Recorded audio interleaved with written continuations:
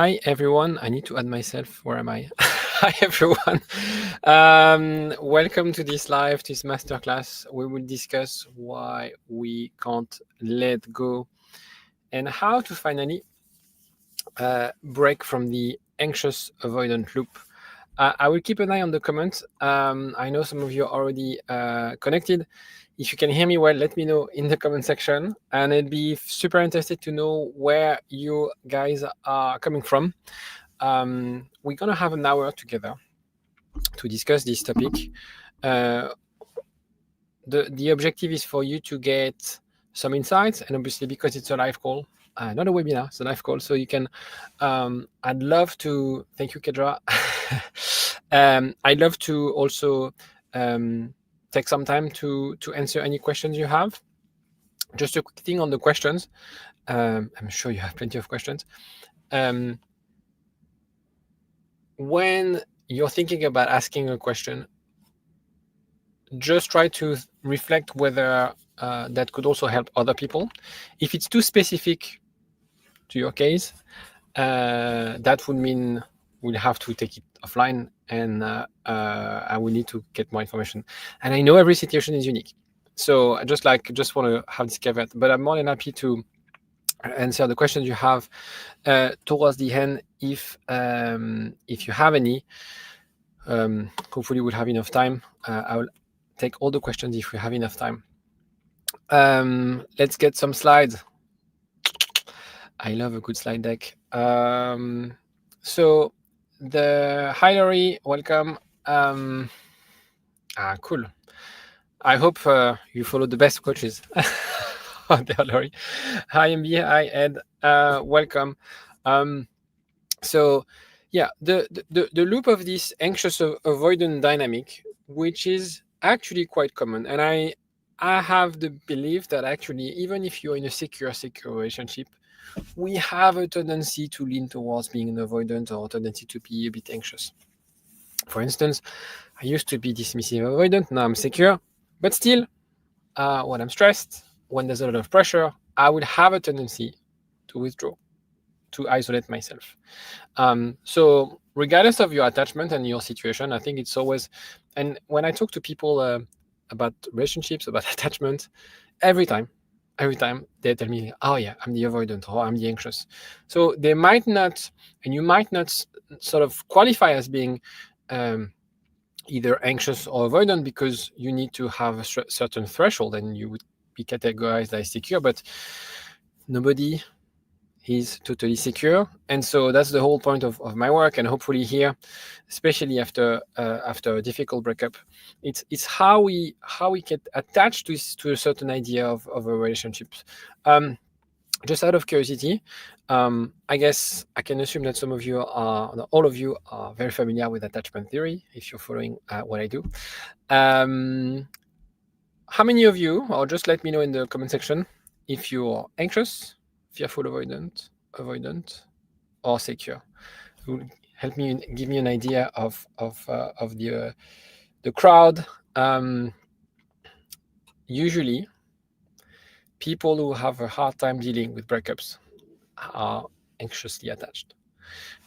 Avoidant, their experience of the breakup is less intense, in the sense of their numb emotions. The problem with that is that it doesn't necessarily allow them to learn from a breakup. So it's not necessarily a good coping strategy, but that's a coping strategy that helps them at least feel better. Anxious, secure, DA, girlfriend, no contact, fearful, avoidant, anxious, fearful, avoidant, anxious. I should actually make more content on fearful avoidant.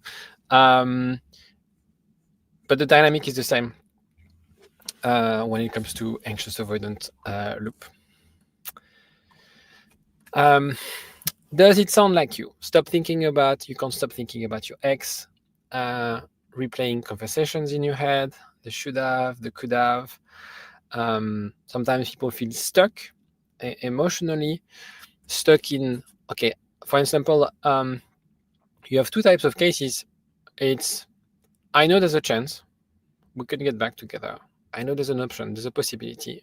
I'm just confused on how to do it and what should be my next step. And there's The other case of people like, there's a part of me who is slowly getting to the conclusion that it's not the right relationship for me. But still, I know I should move on. I know it's not healthy for me, but still, I'm attached to this relationship. And so it's very interesting because the mechanic is more or less the same. And we'll discuss in a second. Don't worry. It's about like how can we use those sort of signals, those emotions, to learn more about ourselves and to rebuild ourselves and rebuild a form of confidence. And also knowing that they're avoidant. So I don't know if you, again, let me know in the comments. I'll try to look on the chat. I know a lot of people discover attachment style after a breakup, and they realize like, okay, it makes sense now. This is why he or she acted like this. Why they disappeared, why they told me those things about commitment, and now it makes sense. And so there's usually this, I call it like the pyramid of awareness when it comes to attachment, which helps you to feel, okay, it's not entirely my fault. Okay, it's not so much about what I've done. The problem is this understanding, this awareness is not enough to move forward. It's a very important aspect, and it really helps, and it makes a huge difference, but it's not enough. And Ed agrees. Perfect. I like that you agree with what I say. So the reason it's so hard, and the point is not to go too much into the detail of the science, and I've done plenty of content on the subject. And also I will write an article that I put on my website specifically on this idea of letting go. So there's few factors. The three major factors is the attachment theory, obviously. So when you have an anxious attachment style, you have this deep fear of abandonment, which means that when you break up from a partner, you reactivate this hypervigilance. This is why you're always on high alert. It's very hard for you to regulate yourself. So the thing is, if I simplify things, when you have an anxious attachment style, you start the relationship assuming that the person will leave you, right? And in a way, you live in this constant fear, and that's why it's so hard to deal with the breakup, because you feel like, again and again, it's like a curse. So that's the first element.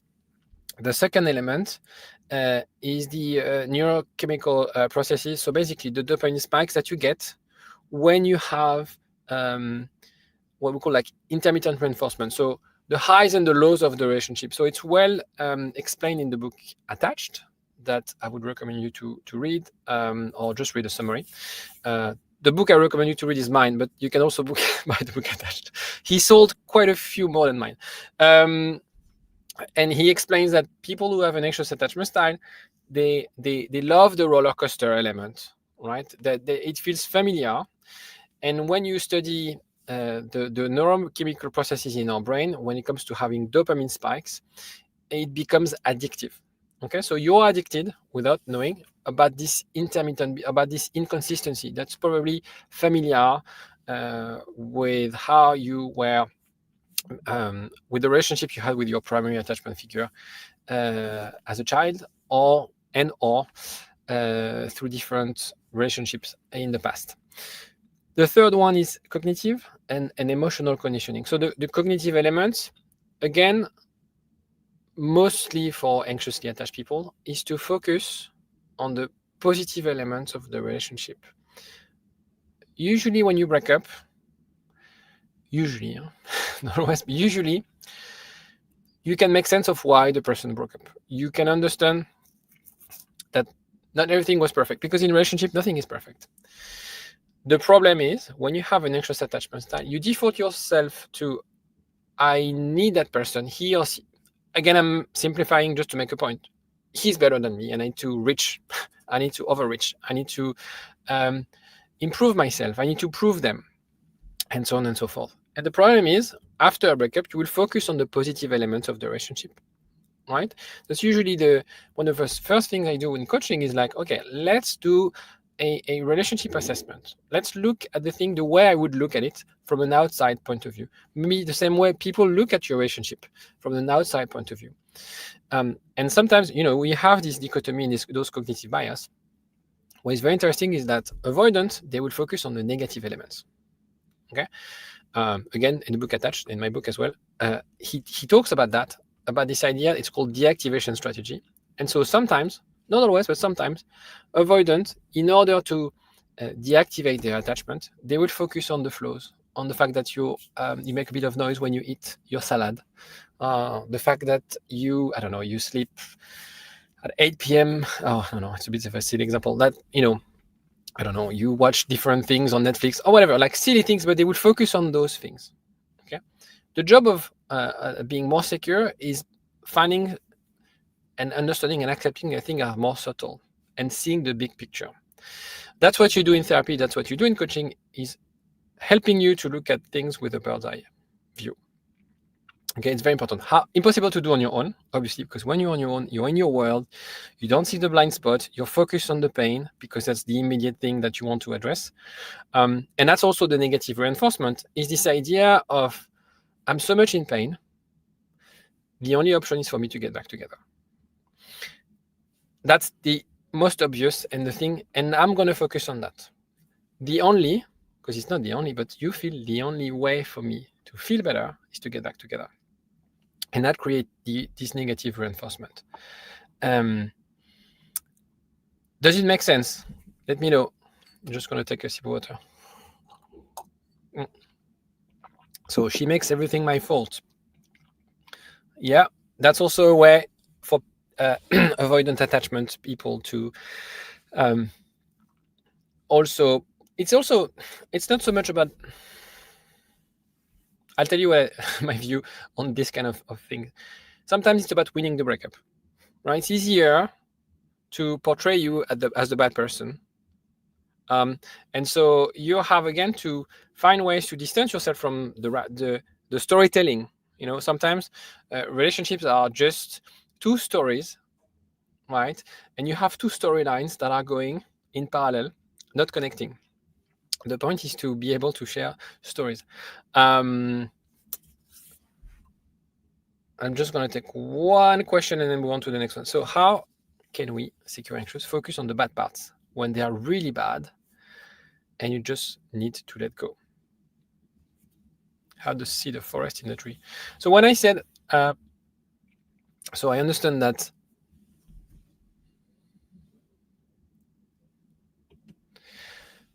I would say that if they're really bad, it shouldn't be hard to focus on the bad part.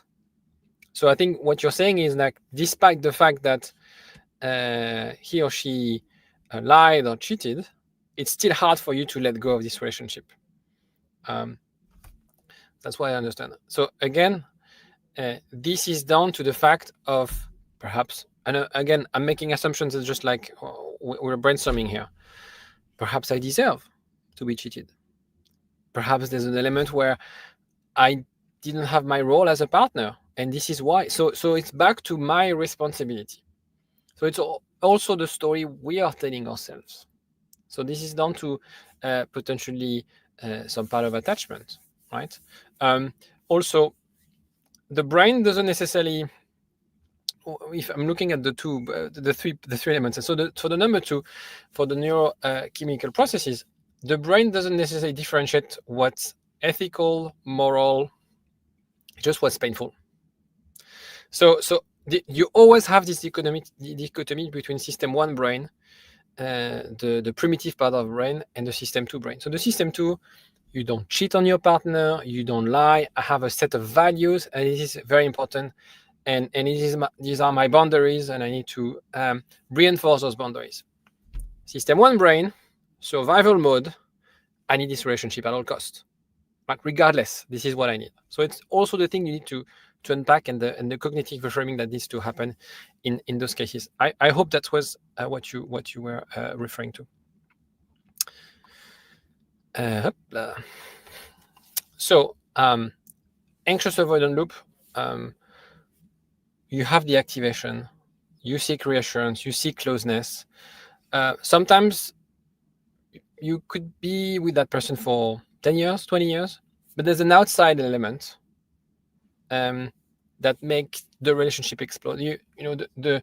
The partner didn't necessarily disclose some of their some of the things that they didn't like in the relationship or their dissatisfaction, and it explodes. And so you end up with this, again, chicken and egg thing where you activate them, they withdraw, right?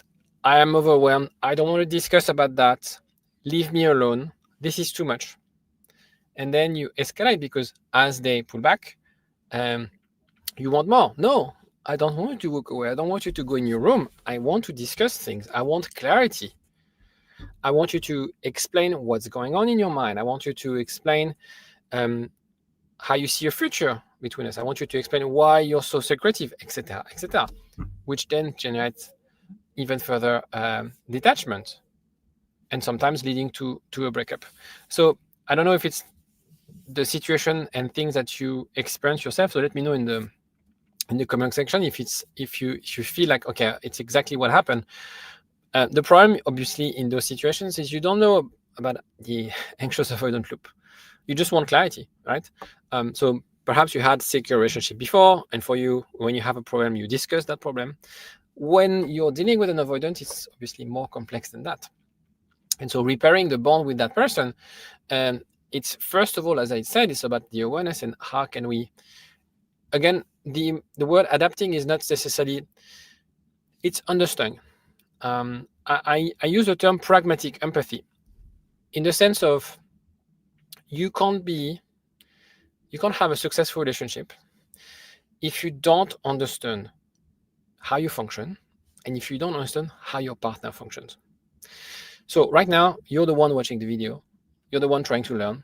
So you have to start by learning who you are, your insecurities, your trauma, your beliefs, emotions, how you can process your emotions, and build that fortress, that castle of resilience. Once you have this understanding, then you can connect, right? And it's not so much about, for instance, when you have, once you know how the other function, and if they want to go for a walk when you're about to have an argument, it's not about you. It's just that they need this. Now, the $1 million question is, okay, but what if they never address things? What if they always sweep the dust underneath the carpet? In most cases, it's because we didn't create the right environment and the right setting for them to open up.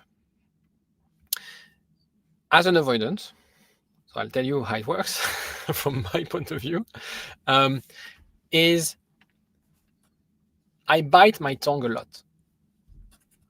There's a lot of things that I think, but somehow I feel I shouldn't say it. Nice, or whether it's about like saying to people I love them or saying things that I don't like. I will always censor myself. And so it's about showing them, it's not about repairing their wounds, but it's about showing them that they can take that risk. And that's a safe place. Okay? And I can bet that in the past, because you didn't know they were avoidant, whenever they were not talking, whenever it took them time to open up, you got frustrated. And it makes sense. Okay, I'm not blaming you for being frustrated. It's frustrating, right? And I know some of my partners would, ex-girlfriend would agree with that. That's the thing. So that's the anxious avoidant loop. Let me just look at the question. Okay, so let me just take one randomly. Thank you very much, because the questions are very short, so it's really helpful, because otherwise when I have like a big 20 lines question, it's very hard. I had a relationship of 3 years with an avoidant. He asked me to break up suddenly, saying he doesn't want to have a relationship, but he needs me as a friend. This is dangerous. This is dangerous, my friend. The question is, what's in it for you? The problem with those dynamic where like, I don't want to be with you, but I still want to be friends with you. Where does that leave you? What's your role? And I think I've made a video, and there's quite controversial videos about, one way, and I think the only way to get back with an avoidant is to be friends at the beginning, but you need to have a proper breakup first. You can't be staying on the hook, be available, be there for them when they need you. That doesn't work like this. That's not fair on you. So in that case, it's very dangerous to accept this kind of trade-off. When I say you need to be friends, it's just you usually in those situations, you break up. Maybe you're in touch, but you don't break up. There's nothing, and then you get back together. There's always a phase of between 8 to 12 weeks where you are trying to repair things, but you're not back together. You don't need to define the relationship as friendship, but it's not. It's not friendship, but it's not. You're not together. So you have to be friendly, but entertaining a friendship and being there when they need you, that's not good. That it's not a good trade-off.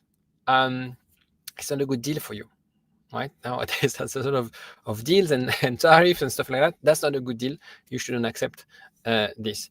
Then obviously, I will need to learn more about what happens to the dynamic of those 3 years. There were probably signs or things that made you either frustrated, push them away. There are other elements outside of the relationship. Usually you see 6 months before the breakup, you see things are different. So one thing that I didn't mention, and I will mention here,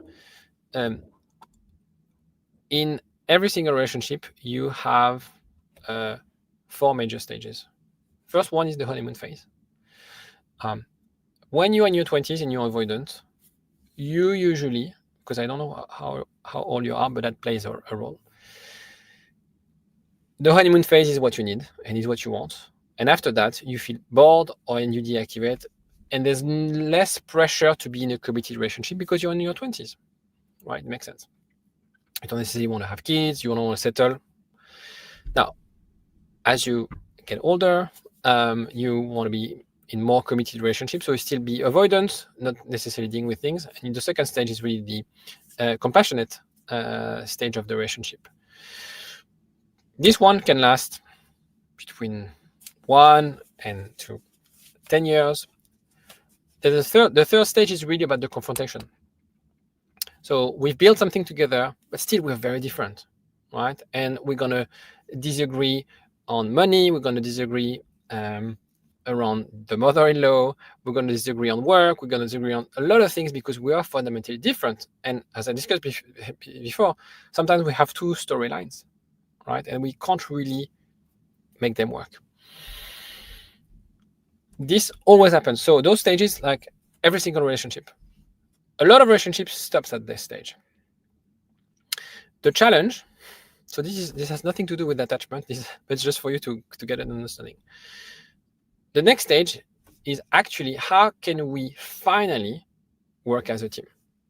Because the sources of the fights, and it's not the fact that you're different than your partner, that you have different hobbies, different needs.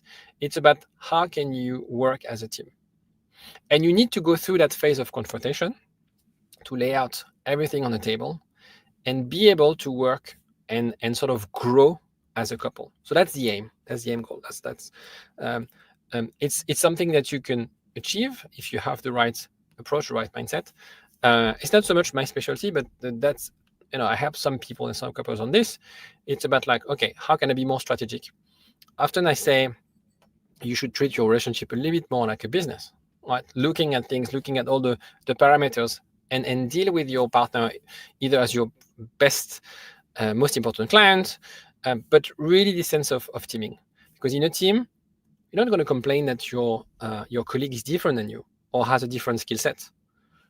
They have a different skill set. They are different than you because you complement each other. And actually, when you study attraction, it's fascinating because you're usually attracted to people who are different than you, who can complement you and who can help you on the things you're not so good at. Imagotherapy is a very interesting. I don't remember the name of the book. I think it's called It's called the author is Dr. Hendricks, and he's the founder of the imagotherapy. Very interesting. If you want to have a read, lots of books for you to read. I'm going to move to the next slide. I see there's other questions, but I'm going to take them after. So the real reason you're stuck, and I think we're going to go back to the question that we had before. It's that your attachment system is I'm gonna do it properly. Biologically wired for survival, not for happiness. As I discussed, system 1, system 2 doesn't care about values and ethics. I'm wired for survival. And for me, what makes me feel alive or what I need to avoid is being alone.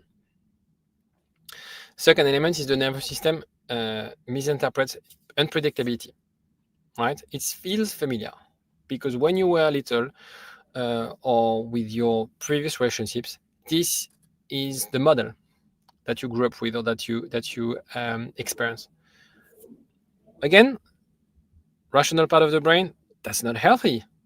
That's not the right way of dealing with a partner, but it's familiar. So I'm going to continue.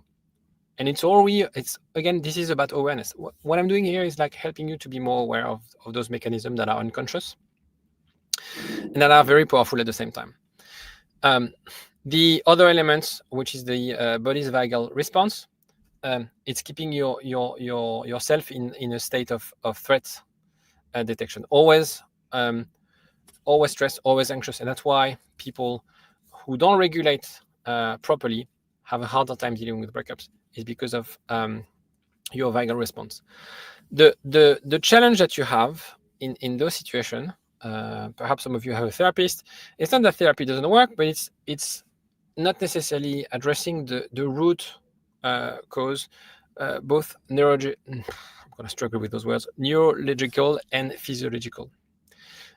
They would have, so for instance, when I went to therapy many years ago, the therapist was very generic and very about psychodynamic therapy, which is great.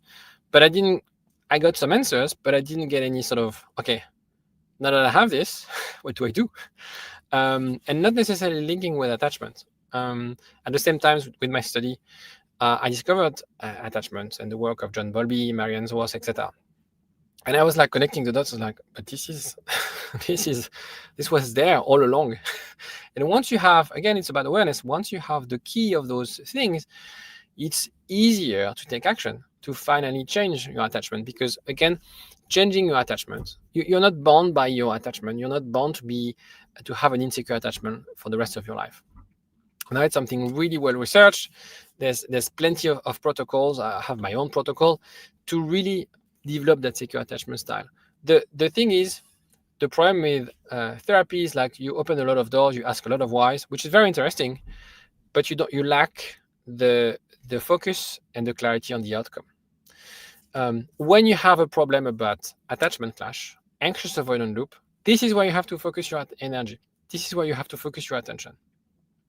And when you do that, you're going to actually unlock all the doors or close all the doors, depending on how you look at it, to finally make progress and step and feel more confident.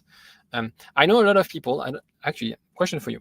Would you say, because actually some of you said that you were anxious, would you say that this relationship actually made you feel more anxious than you were probably before this relationship? Let me know in the comment section. I'm just going to take a sip of water.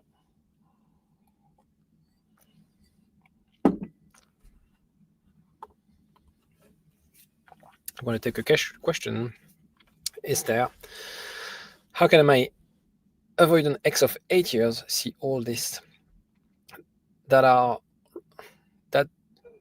wrongs and went through all those phases, and we are always strong and worth fighting for what we have? Okay, so there's two things. When you have a 8 years relationship, there's usually this element of sunk cost fallacy. It's very hard to let go of a relationship that has been so long, you invested so much. The problem is an avoidant might not see it this way. You can always look at the flip side of this, of it has been 8 years. Especially if he didn't express his dissatisfaction and kept things underneath the surface. Now, the other question on how can they see all this? And I think that's also why I wrote my book. You do the work, you do your best, you develop that secure attachment style. But I think the end goal is to repair, right? If it's something you could do together. And that conversation, those meaningful conversations, unfortunately, they come after not a long process, but a process of creating something that feels safe for them. So you need to sort of erase everything in a way and start afresh and create that sense of safety for them to open up. So yes, the problem is it's not so much about fighting. And I know I see a lot of time this word of fighting. When you look at things as fighting, or when if he sees things as fighting, it becomes an effort, right? I believe. So this idea of like love is hard work, yes and no. If you understand and if you're curious, if the person is not curious, doesn't want to see your point of view, is very stuck on their way of doing, let's be honest, you're wasting your time. Okay, but most of the time, if people have been together for 8 years, there's something. If that person is curious, if they want to see a world, then again, it's a question of speaking the same language. As soon as you understand and they understand you, you're not anymore. It requires less effort to make things to repair the relationship. So if you manage to reset things, I don't know if you're in touch or not, but to experience new things, to have good times with him, and you do that for a few weeks, then you'll have an opportunity to tell him subtly, either by giving him my book or giving him the book attached or whatever, or sending him articles, etc. on my website. That's also why I changed all my branding to the Avoidant Therapist, because people were like, "Can I share the videos?" No, you can't. You can't. Don't share anything. It was like, "Get your ex back," and that's not the right tone, and that's not what I want to do. Actually, so it's about like, okay, this is what I've learned, and I'm judging. I'm not labeling you. This is what I've learned. This is what I'm doing. And I want to sort of be the role. Not saying this, but like be the role model of this. Okay, and by when you do that, when the relationship is insecure, the relationship satisfaction is the same as secure relationship. Okay, so the dynamic will change and things will change. That's the way to do it. That's not the best way. That's the only way. I hope that makes sense.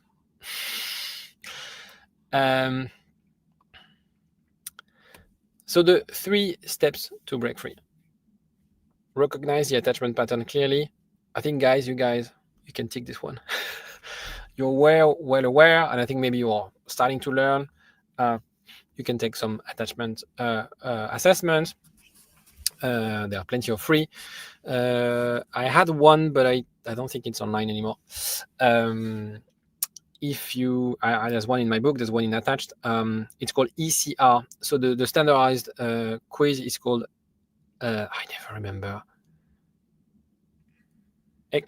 E something, close relationship. So you can take it. It's 60 questions, I think. Have a look, but I think you have a sense. The second element is rewire. So as I said to Esther, it's about like rewiring your nervous system, and that's also addressing the 3 points that I discussed before. And you shift from a place of insecurity, anxiety to safety and calm. When you do that, this is when and only when you can reconnect, repair, try things out. My approach is don't move on, don't give up on the relationship right now. Just give the relationship a second chance, but do it differently than you were. right? Most of the time, people make the mistake of, because they don't know about attachment, of communicating from a place of fear, because you're anxious, because you want to be reassured. And as we discussed, we create the anxious loop, and it makes things worse. So you sort of need to reset things. Again, the thing is, I'm taking this example again of the 8 years relationship. You were together for 8 years, so there's no challenge in assessing whether the person is interested in you, has feelings, etc. Usually, people still have feelings. When most of my, because I do a lot of content on attachment, most of the time it's not about feelings. It's about this idea of safety, this idea of, I have the feeling, and it's a construct, it's a story they're telling themselves. I have the feeling I'll be happier in another relationship or alone, because the relationship becomes overwhelming, right? And so it's normal to have clashes and to have friction in a relationship. And I think the same way you have those stages that I described, the high level stages, you have different sub stages in those stages, right? You can't be the same person in terms of need and aspiration and desire, right? The person I am now is different than the person that I was 20 years in terms of what I wanted to do, my aspirations, my interests. And so the problem is that sometimes people grow a part of the relationship and they feel like, if I want to be happy, I need to leave the relationship. And you become the collateral damage of their life crisis. I have a lot of people, a lot of clients where their partner is going through a life crisis. One day they wake up, they're 50, 60, they just sold their business, they're just like, and they're completely like, well, they disappear. I don't want this life anymore. As if you were responsible for their, I don't know, trauma, insecurities, because there were a lot of things dormant that they kept to themselves for many years, that is now sort of out in the open.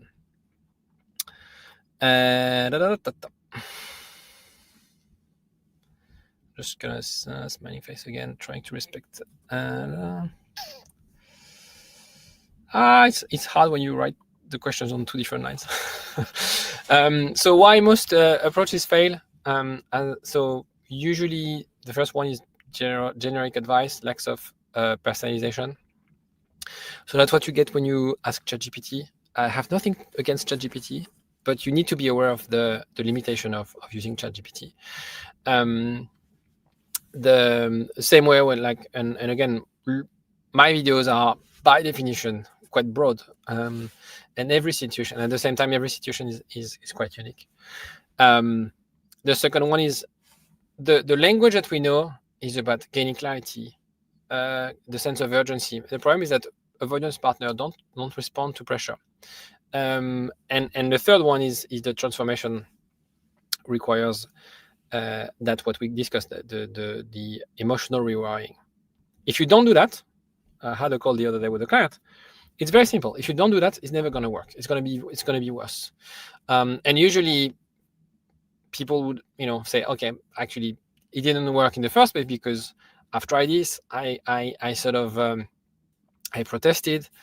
I was clingy. I was pressuring them. So I don't have to convince you that it doesn't work and that you have to change your approach and your strategy. I'm going to take a question. Is there a hi Waida? Is there a big difference between DA and FA? I think my ex is FA. There's not a lot of information available about it.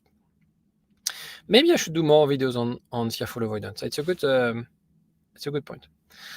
So the big difference is that the fearful avoidant, they have both this anxious side and the dismissive avoidant side. The challenge is that they will go through waves of I need you, I need my time. I need you, I need my time. At least avoidant, they are consistent in the way of like they need that time and they will keep things at an arm's length. The difference, it's mostly for them. It's way harder to be happy in a relationship and stable if you always alternate from those two extremes. From your point of view, in a way, it's easier because you can leverage this anxious side. And the same approach is by being more secure you will also show them a more stable and less erratic way of dealing with intimacy, communicating, etc., etc. So the approach is the same, whether you're secure, avoidant, secure, anxious, or secure, fearful, avoidant. You're the one being the role model and helping them. But yeah, I think in the context of breakup, people usually avoidant, and then perhaps in relationships, he had these two elements of fearful, avoidant. So I'll remember to make more content on fearful avoidant. I know I don't do a lot because I'm not fearful avoidant, but I know a lot of people, a lot of my clients are fearful avoidant, or their ex are fearful avoidant. So I will do more. The reason also, initially I was not doing a lot, is because statistically there aren't a lot of fearful avoidant. So statistically it's 5%, but still that could happen, obviously. Emils, is it okay for me to break no contact with a dismissive avoidant if certain amount of time has passed? Currently almost 3 months in no contact. Okay. Yeah. So yeah. My answer is yes. So the thing is, you'll see a lot of, there's two school of thoughts on this. You have the never ever contact them again. Ignore, they are dead to you type of school of thought. Which works in the sense of like, yeah, if you never ever talk to them, at some stage, you'll move on. The problem is that you might move on in a very long time. So my view, and again, it's very personal. I don't think there's one better than the other. You just need to understand the limitation of these two approaches. Mine is more of a, you can also get, it's not closure, but get clarity on the situation, on whether you should actually let go or stay stuck in this by reaching out, by trying to reconcile things, knowing that it could fail. But if it fails, you've done your part. You've respected their need for space, that you probably, if you work with me, that you have the right settings and the right approach and the right communication and the right emotional regulation strategies. Moving on is way easier when it happens. That's why I prefer to break the contact, not because you're desperate and the only option is to get back together. It's just that if it's not going to work out, you rather know now, 3 months after the breakup, than in a year.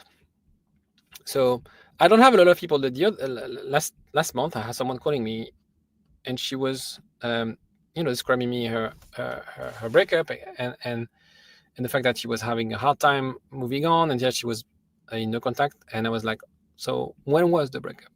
And she was like, 18 months ago. And but I saw that I shouldn't reach out, and you never reach out. And yeah, but maybe this is what you need. Maybe you need to get if it's not a no, a silence. Them not answering is also an answer. Okay, so most of the time, if the relationship was meaningful, you get an answer. That doesn't mean that you're going to get back together, but you get an answer. And depending on the case, you'll be able to either rekindle or at least see where they are. Not necessarily. Again, it's not about getting closure, because you will never get closure from an avoidant, unfortunately. It's very hard. They will never give you the right words or the right things that you want or expect to hear. But if they don't, then that's your answer, right? And so people need that sometimes. So it's very personal. I think that I don't see any harm in terms of, you're not going to ruin your chance of getting back together by breaking the contact after 3 months. So that's a fact. And then it's about preparing yourself emotionally, because what will happen is that you will be disappointed by their response. That doesn't mean you're never going to get back together, but usually people avoidant are quite cold and distant. They're very cautious. And so the downside of this approach, I think, is the approach that will maximize your chances of getting back together. But breaking the contact, the downside is that you will have Actually, it's the same way if you go to contact and wait for them to reach out. The phase of reconnection, the phase of repairing the relationship, is a bit frustrating, because again, we need to bring them on a journey for them to realize that, hold on, I don't have to be scared of commitment. I don't have to give them something I can't. We need to raise their level of confidence in their ability to meet your needs. While at the same time, you assess, okay, hold on. Am I really happy in this relationship? Is it really what I want? Okay. So at the same time, it's quite empowering because you learn about yourself and you test your boundaries. But it's frustrating because when you're dealing with an avoidant, obviously, they will never act like an open book. And you're going to have to deal with times where you have to wait for them to reply. They're a bit cold, one day, etc., etc. That's why my approach, I always work with my clients in the chunks of 3 months, because I don't want to be in that reconciliation phase for more than 3 months. By the end of the 3 months, we should know whether it's going in the right direction or not. If it's going in the right direction, you don't need my help, because I would have given you the tool to be more secure and lead your relationship the way you want, but from a place of safety. And if throughout the 3 months, we see that it's always on and off, there's no progress, then you can make the conscious decision that it's not working for you. But unfortunately, you have to, it's not work, but you have these 3 months, because you can't prove them, you can't establish something in a week. It takes a bit of time. And I found that, so 1 or 2 months is a bit short, and 3 months is enough. It's just enough. Sometimes it's a bit more, but usually after 3 months, you have the right amount of data that you can use.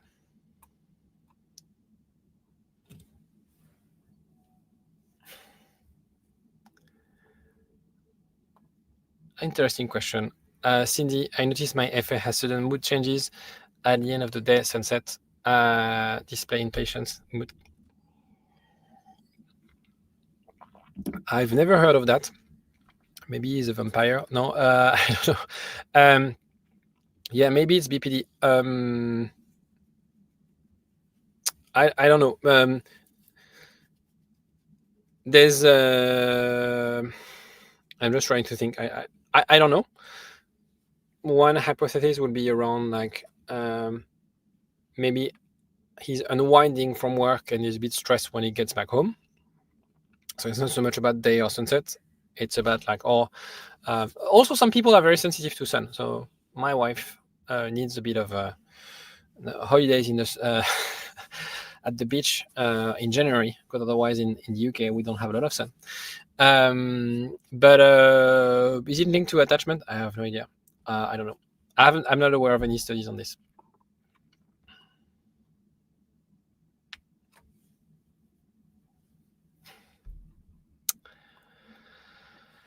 Hi Joshua. So I'm going to answer. It's very specific to your situation, and again, that's why, as I said before, what I do online and the things that you'll see even on ChatGPT, it's very specific. It's very broad. So text my avoidance after 5 weeks of no contact, telling her I still have some more stuff. Texting went well, kept it short. We will meet in 2 weeks. Shall I keep texting or give space? The reason I took this question, even though it's quite specific, is to give you a very specific rule. Anytime you do something, whether it's sending a letter, I'm not a big fan of those letters, or messaging her, it's like, what's the objective? What are you trying to get? Also, the message is not sometimes the message, but it's about is about how they receive the message. I wouldn't text her in this case, because what would you tell her? I don't think so. I think it's a good idea that that you need to pick her stuff, etc. That's a good opportunity to meet up. But if she's not starting a conversation or asking things about yourself, I wouldn't use this as like, okay, that's my signal. The line of communication are open and I need to go. So in that case, especially if it's in 2 weeks, I would not. And also not texting her will show her that you are okay with the distance, that you are not the person who didn't, I don't know your story, but who couldn't not speak with her or text her after 24 hours. I'm making assumptions, but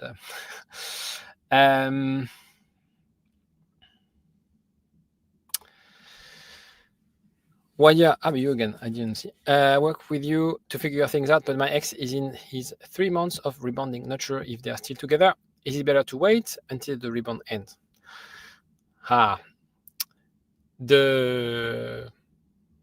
My view is that always, yes, you need to be conscious about the things you can and can't control. The primary objective shouldn't be getting back with him. The primary objective is about healing. And so you can wait for him and put your life, I'm extrapolating, your life on hold, waiting for things to happen on his end. And that's what a lot of people do. But then what will, you're missing as well an opportunity to learn and develop yourself. So a lot of my work is not so much about getting back with an ex, in the sense of most of my job, and that's most of the interesting part of my job, I won't lie, is about developing people and helping them to have a secure attachment. Then once it's done, you don't necessarily, I'm going to tell you a secret, you don't need my help to get them back.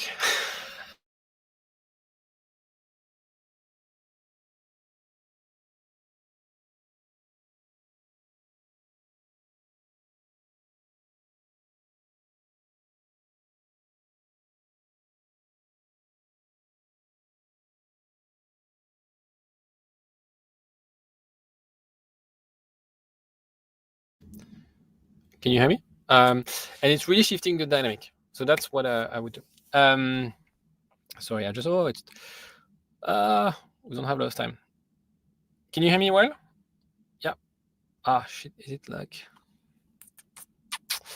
audio? No, it should work now. I don't know why it's, yeah.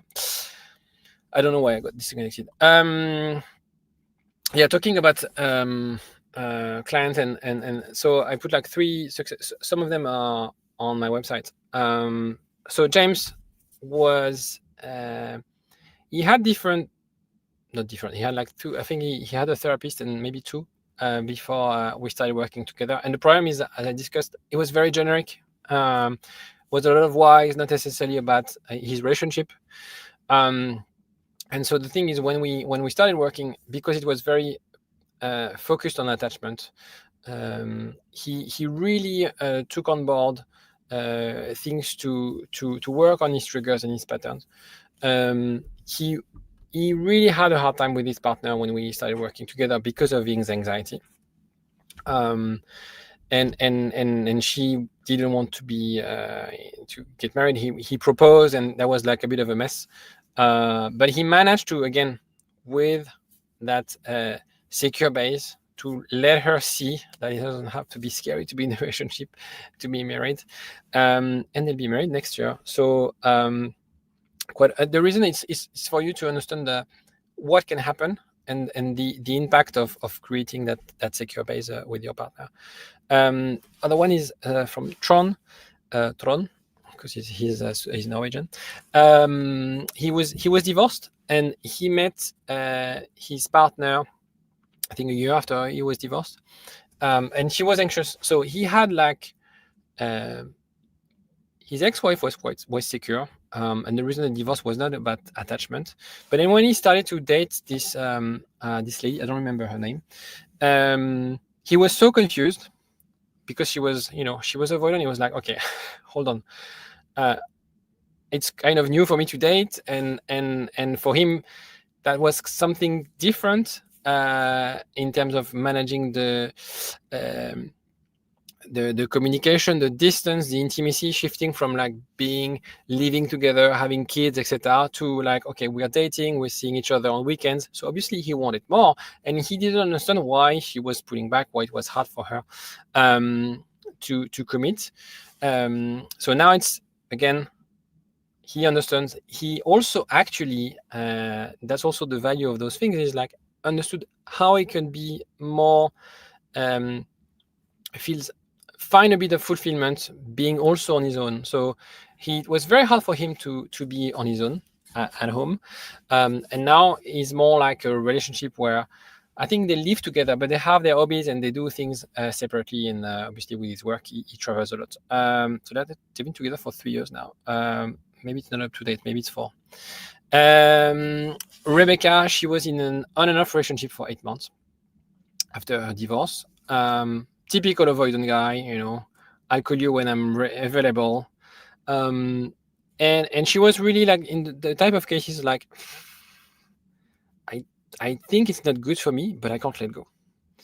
And I think the reason it's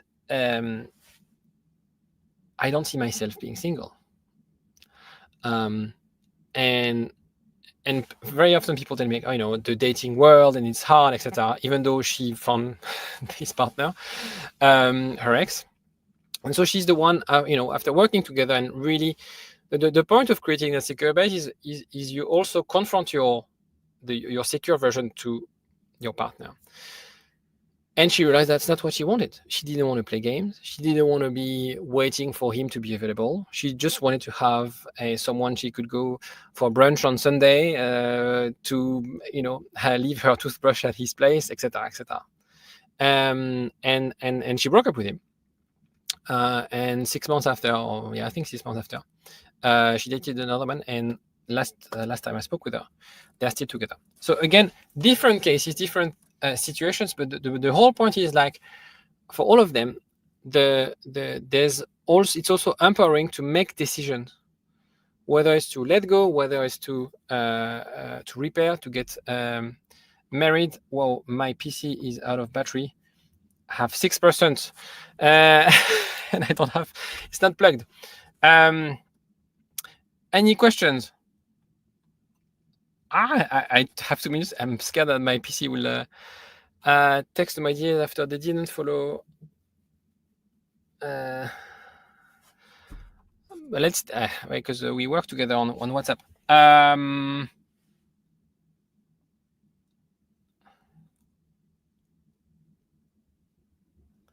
I would not send her another. I mean, I would wait. It's the kind of thing where I would need to look at the timeline as well.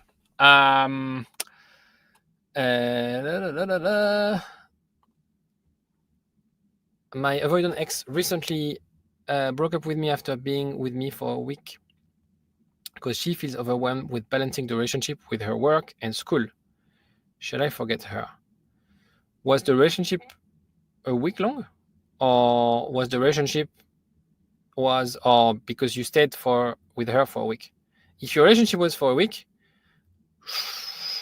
forget her.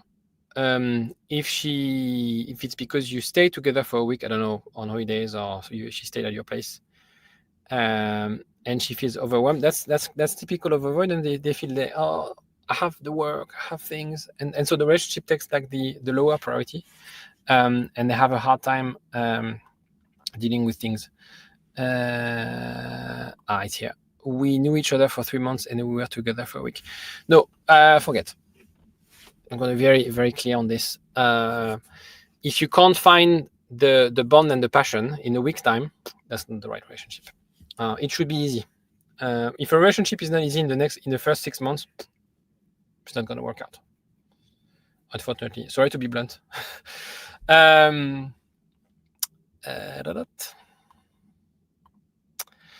So before my PC crashes, I'm gonna open my calendar. If you want to have a chat with me, I offer 30-minute sessions. As we discussed, it's very, every situation is unique. So in these 30 minutes, we can discuss your attachment triggers, your relationship, do a small relationship assessment, and assess together if there's any potential to reconnect, or whether you should simply move on. Sometimes on those calls, I'm being blunt the same way I was blunt with Baram, unfortunately, about like your chances. If I see there's no chance, if I see you're wasting your time, I will let you know.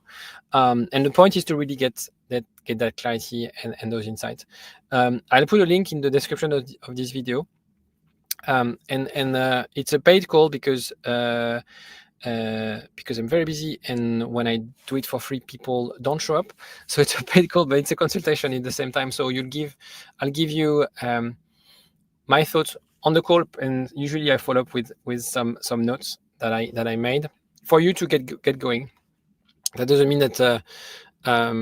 So it's a coaching session on its own. And the fee is deducted if you join a program, whether it's Telegram or the secure base program, which is the one I sort of discussed a little bit in this call. Now it's 7 p.m. UK time. It was amazing to be with all of you. I'll have a look at the questions